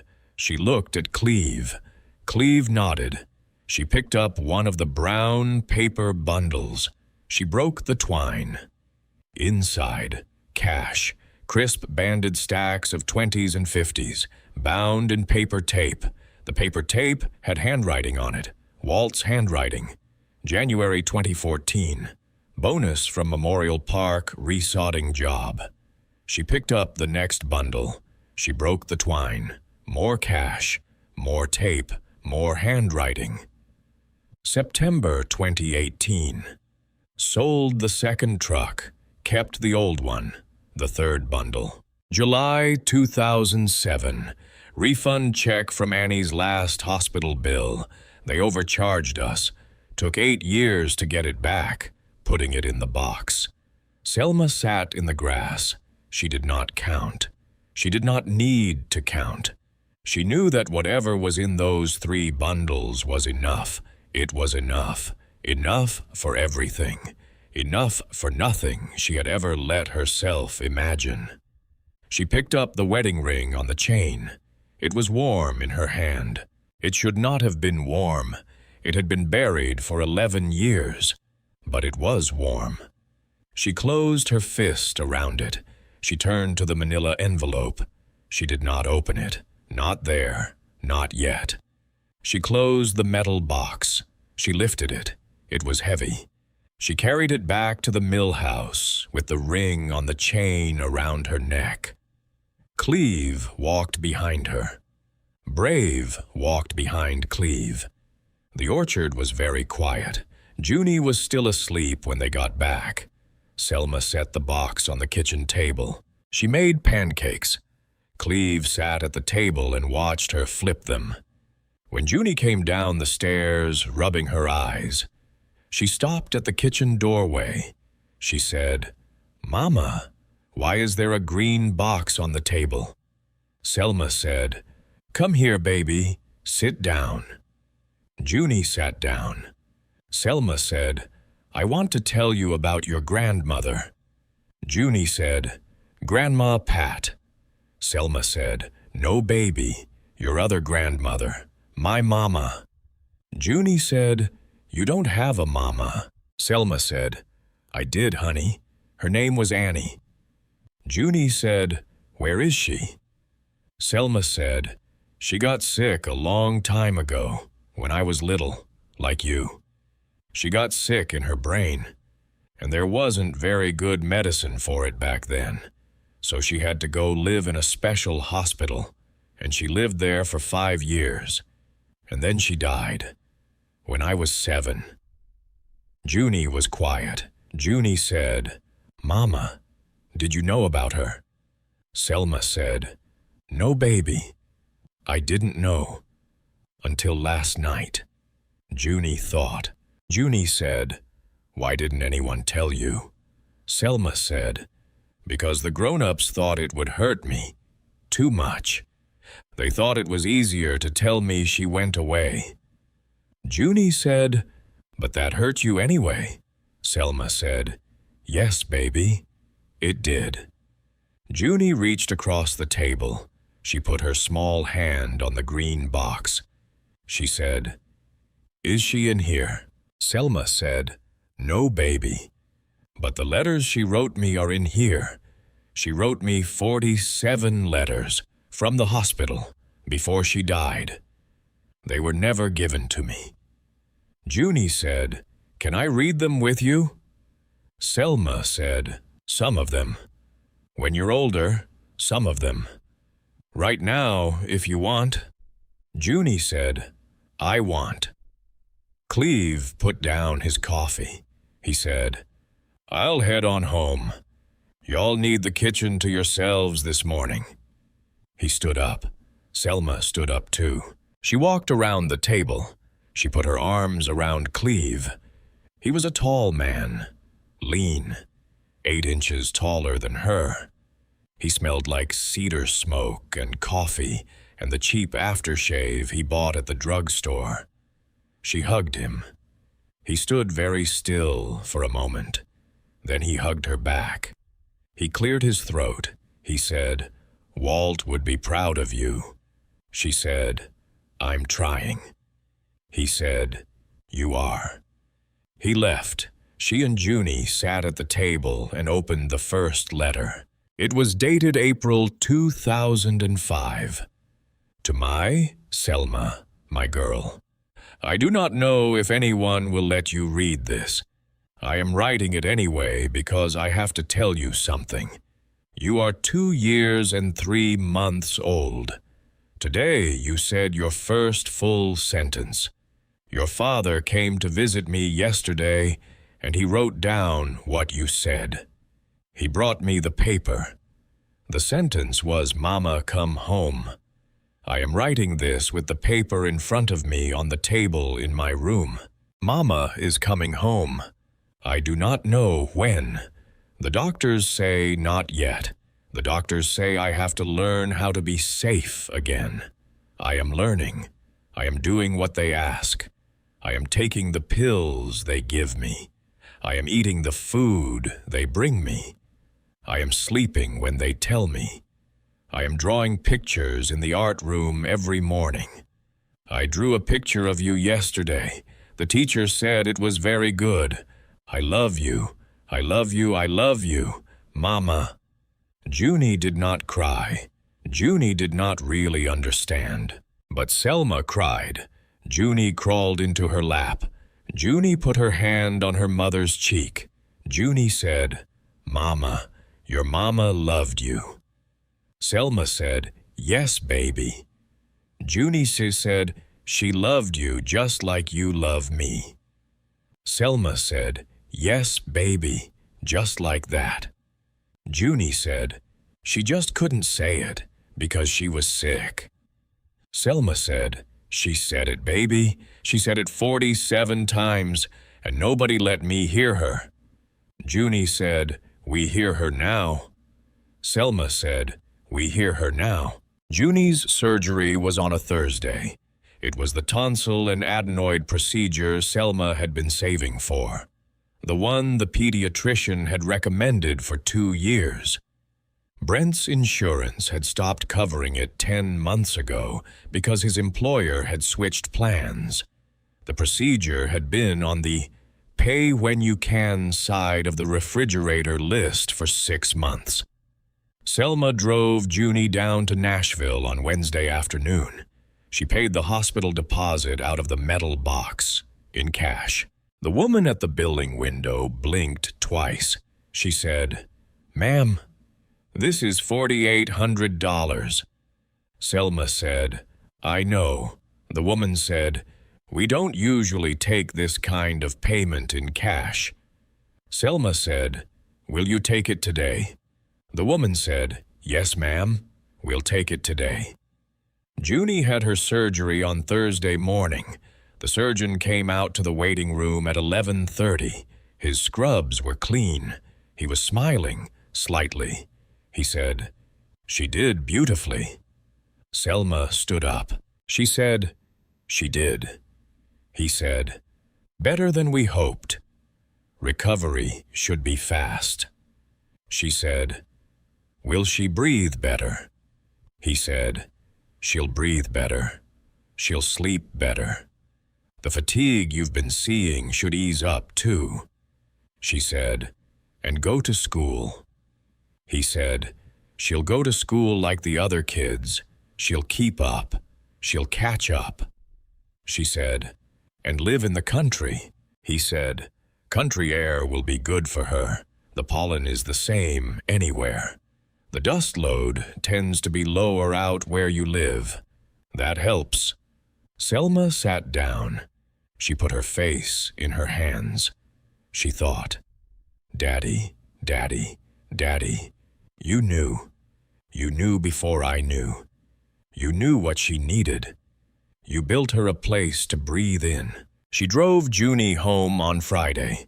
Junie slept in the back seat with Bun the rabbit under her arm. The bandage on her side was small. The pediatric anesthesia had been gentle. Selma drove with the windows down. The wind smelled like spring. She did not cry. She did not laugh. She just drove. Brave was waiting on the porch when she pulled in. He stood up when the car came into view. He came down the porch steps. He stood at the driver's window before Selma had even turned the engine off. He looked through the window at the back seat, at Junie sleeping. With one paw, he scratched the door. He had never done that before. Selma got out. She opened the back door. She picked Junie up. Junie did not wake. Brave walked beside her all the way up the porch steps. He did not let her out of his sight for the next 12 hours. She gave notice on the studio apartment that Monday. The landlord was relieved. He had been planning to raise the rent. He had not figured out how to tell her. She loaded the truck on a Saturday. Cleve drove down to help. It took them 90 minutes. The pull-out couch was rented. She left it. The dishes were thrift store. She gave them to Trudy. Trudy hugged her at the diner door and did not let go for a long time. Trudy said, Honey, don't forget us small-town folk when you're a big-time farmer. Selma said, I'm small-town folk now. Trudy said, Yes, you are. Selma said, Come visit. Trudy said, I will. Trudy did, 3 weekends later. With a bundt cake and a husband Selma had never met. He turned out to be a quiet, retired bridge inspector named Don, who knew a thing or two about stone masonry and offered gently to come back the following month to look at the spillway. Selma said yes. Don came back. He was right about the spillway. He was right about everything. Trudy and Don became Saturday regulars from then on. The list on the refrigerator came down before Selma left the apartment. She folded it. She did not throw it away. She put it in the bottom of the metal box. With her mother's letters, she wanted to remember. She wanted to remember what it had looked like to live like that, so she would never live like that again. By June, the orchard was in full leaf. By July, she had set up a folding table at the Pickett County Saturday market. She sold jars of honey from her father's hives. She sold the first jars of apple butter from last year's batch in the spring house. She sold a few peach preserves she had made herself, following Cleve's directions in mason jars she had washed and resealed. She wrote her labels in marker on brown paper. The labels said, Driscoll Farm, Stillwater Mill. By August, she had been written up in the Pickett County Sentinel, a small article, 3 paragraphs. A picture of her standing in front of the mill house with Junie on her hip and Brave at her feet. The headline said, 23-year-old restores family's hidden grist mill, inherits father's quiet legacy. She cut out the article. She framed it. She hung it in the kitchen. She framed the article. She did not frame herself. She still felt small most days. But she was beginning to understand that small was not the same as unimportant. The first workshop happened by accident. It was a Saturday morning in September. Selma was at the market. A woman came up to her table. Maybe 25, maybe 26. a toddler on her hip, dark circles under her eyes. The kind of woman Selma had been a year ago. She bought a jar of honey. She did not leave the table. She stood there, the toddler on her hip, the honey in her hand. Selma said, "Can I help you with something else?" The woman said, "I heard about you from the article." Selma said, "Oh." The woman said, "I don't know how to do anything." Selma said, "I'm sorry." "What?" The woman said, "I don't know how to do anything. My husband moved out 3 weeks ago. The kitchen faucet leaks. I tried to fix it. I cried at the sink for 40 minutes. I don't know how to fix a faucet. I don't know how to read the lease he signed. I don't know how to do my taxes. I'm 26 years old, and I don't know how to do anything." Selma looked at her. She saw herself, a year ago, in a studio above a laundromat, with a list on her refrigerator, and a baby asleep on a pull-out couch, and no idea how anything got fixed. She said, "Come out to the mill next Saturday." The woman said, "What?" Selma said, "Come out. I'll show you the faucet thing. It's a 5-minute fix once you know what you're looking at." The woman said, "I don't have anyone to watch the baby." Selma said, "Bring her. Mine'll be there." The woman came. She brought a friend. By the 3rd Saturday, there were 4 women. By the 5th, there were 8. Selma had not planned a workshop. The workshop happened to her. She just kept showing up. She kept showing women how to tighten a faucet, how to use a pipe wrench, how to read a property deed, how to spot a controlling pattern in a contract, how to start a tomato from seed, how to sharpen a knife, how to can a peach. She called it Stillwater Workshop. She did not charge. She fed them lunch. The lunch was simple. Bread she had baked from her own flour, apple butter, honey, sometimes a pot of beans, sometimes a stew, always coffee. Cleve came to most of them. Cleve did not talk much. Cleve would sit on the porch with the women's husbands and boyfriends and grown sons who sometimes came along. Cleve would say to them, "You know why your wife is here." The men would look at the porch boards. Cleve would say, "Because nobody taught her these things, the way nobody taught a lot of things to a lot of people. You can either learn alongside her, or you can drive home now." A few drove home. Most stayed. A few of them learned to graft an apple branch from a man who had taught himself from a library book. Selma watched them learn, and she thought, "Daddy, Daddy, this is what you built it for. This is what you built it for." She did not need a sign. She did not need a registration. She did not need a non-profit number. She just needed Saturdays. The orchard had 83 trees that fall. By the next fall, it had 91. Selma planted a new tree every time a new woman came to a workshop and stayed long enough to learn one thing. She let the women name the trees.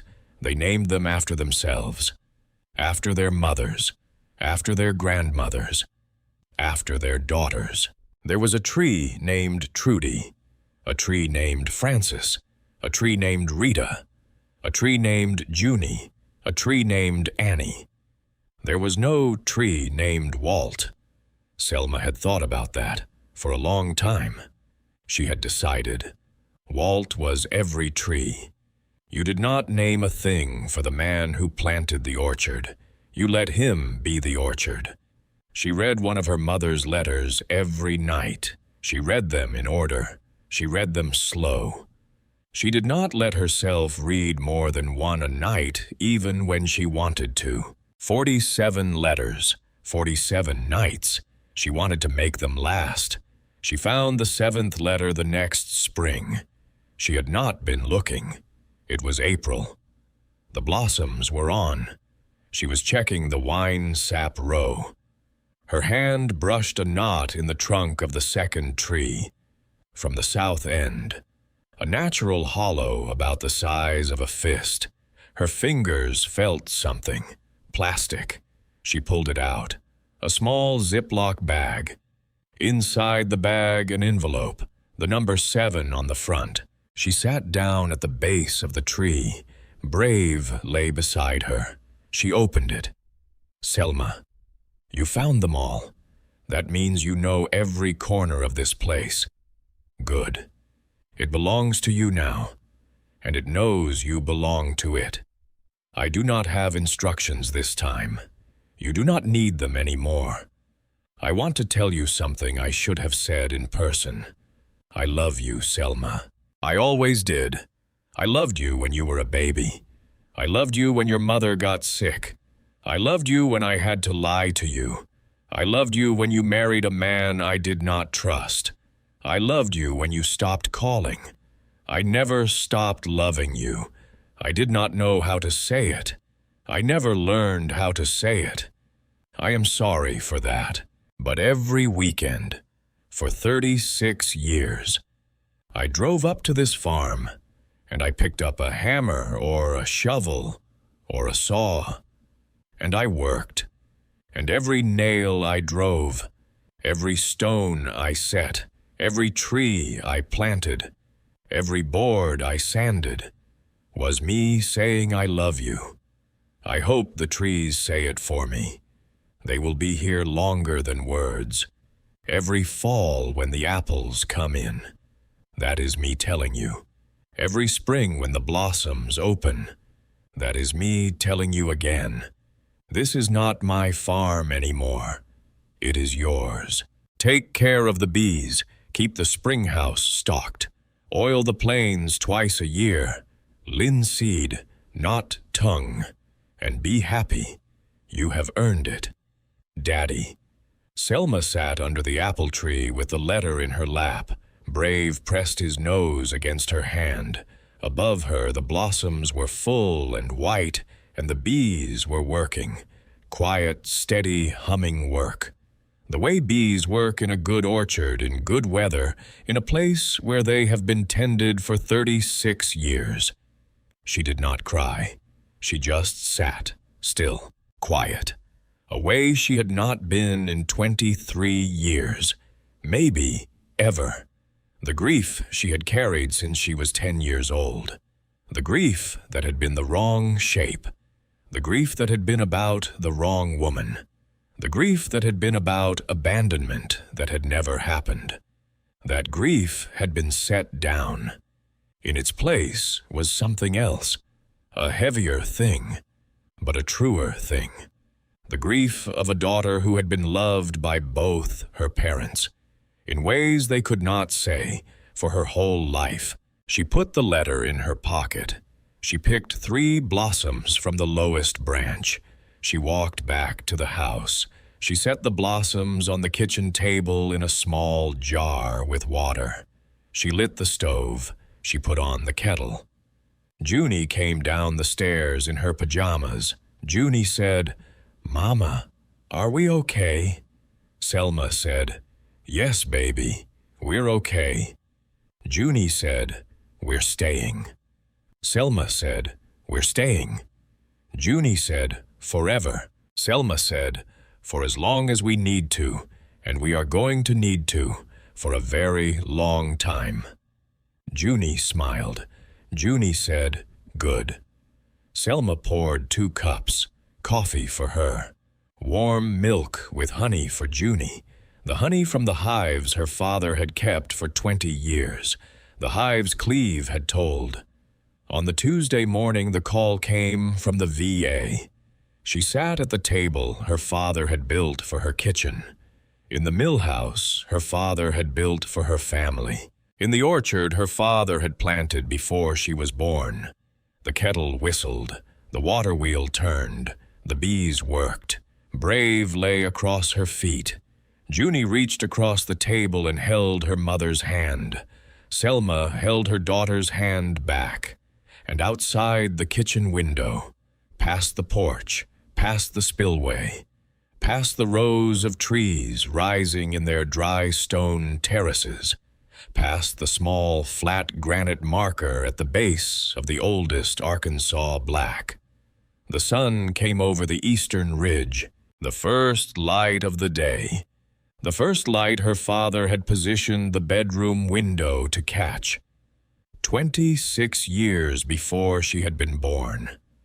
It fell on the kitchen table. It fell on the small jar of apple blossoms. It fell on the hands of two women, one 24 years old, now one nearly 6, who had finally come home to a place that had been waiting for them. Both of them.